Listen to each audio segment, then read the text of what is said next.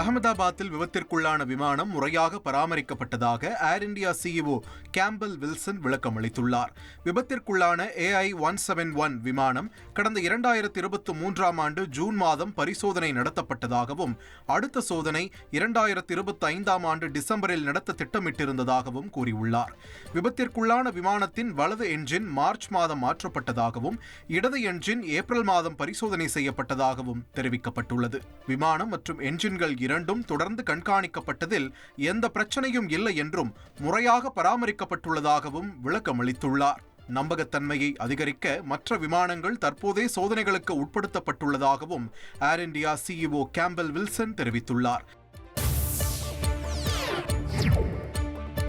பறவை மோதியதால் மகாராஷ்டிரா மாநிலம் புனேயிலிருந்து டெல்லிக்கு செல்லவிருந்த ஏர் இந்தியா விமானம் ரத்து செய்யப்பட்டது. டெல்லியிலிருந்து புறப்பட்ட அந்த விமானம் புனே விமான நிலையத்தில் தரையிறங்கிய போது விமானத்தின் மீது பறவை மோதியது கண்டறியப்பட்டது. அந்த விமானம் மீண்டும் டெல்லிக்கு செல்ல இருந்த நிலையில் முன்னெச்சரிக்கை நடவடிக்கையாக விமானம் ரத்து செய்யப்பட்டு முழுமையான சோதனைக்கு உட்படுத்தப்பட்டது. பயணிகளுக்கும் மாற்று ஏற்பாடு செய்யப்பட்டது.